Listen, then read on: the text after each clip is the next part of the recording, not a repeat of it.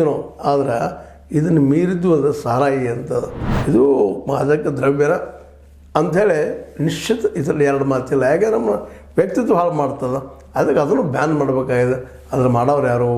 ಪ್ರತಿ ಸರ್ಕಾರನೂ ಇಲ್ಲಿ ವಿಶೇಷ ನೋವಿನ ವಿಷಯ ಏನಪ್ಪ ಅಂದ್ರೆ ಇದನ್ನು ಲಾಭ ಬರ್ತೈತಿ, ನಮಗೆ ಅದು ಹೆಂಗೆ ಬಂದ್ ಮಾಡೋದು ಅನ್ನೋಂಥ ಪರಿಸ್ಥಿತಿ ಒಳಗೆ ಸರ್ಕಾರಗಳಿದ್ದಾವೆ. ಅದರಿಂದ ಹೆಚ್ಚು ಲಾಭ ಆಗ್ತದೆ. ನಾವು ಹೆಚ್ಚು ಸರ್ಕಾರದ ಒಂದು ಲೋಕ ಕಲ್ಯಾಣಕಾರಕ ಕೆಲಸಗಳಿಗೆ ಅಥವಾ ಮತ್ತೊಂದಕ್ಕೆ ಅನುಕೂಲ ಆಗ್ತದೆ ಅನ್ನೋಂಥ ಅವ್ರ ಭಾವನೆ.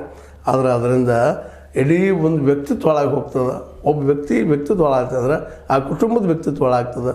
ಕುಟುಂಬದ ಬದಿಯಲ್ಲಿದ್ದಂಥ ಇನ್ನೂ ಕುಟುಂಬಗಳ ಮೇಲೆ ಅದು ಪ್ರಭಾವ ಆಗ್ತದೆ, ಸಮಾಜದ ಮೇಲೆ ಪ್ರಭಾವ ಆಗ್ತದೆ, ಜೊತೆಗೆ ರಾಷ್ಟ್ರ ಮಟ್ಟದ ವಿಷಯಗಳಲ್ಲಿ ಪ್ರಭಾವಿಯಾಗಿ ಈ ದಿಶೆಯಲ್ಲಿ ತೊಂದರೆಗಳು ಹೆಚ್ಚಾಗ್ತಾ ಹೋಗ್ತಾವೆ ಅನ್ನೋದು ಇಲ್ಲಿ ನಾವು ಗಮನಿಸ್ಕೊಂಡ ಈ ಮಾದಕ ದ್ರವ್ಯಗಳಂದ್ರೆ ಕೇವಲ ಅಷ್ಟೇ ಅಲ್ಲ, ಇದನ್ನು ಬಿಟ್ಟು ಇದು ಸಾರಾಯಿ ಮತ್ತು ತಂಬಾಕು ಆದಂಥ ವಿಷಯಗಳನ್ನ ನಿಷೇಧ ಮಾಡೋದು ಯೋಗ್ಯ.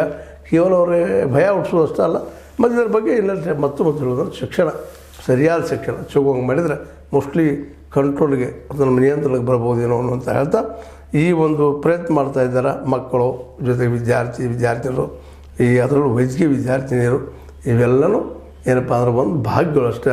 ಆದರೆ ಇಷ್ಟು ಮಾಡಿದ್ರೆ ಬಿಡ್ತಾರೆ ಅನ್ನೋದಕ್ಕೆ ಆಧಾರಗಳು ಇಲ್ಲ ಅನ್ನೋದು ಅಷ್ಟೇ ಸತ್ಯದ.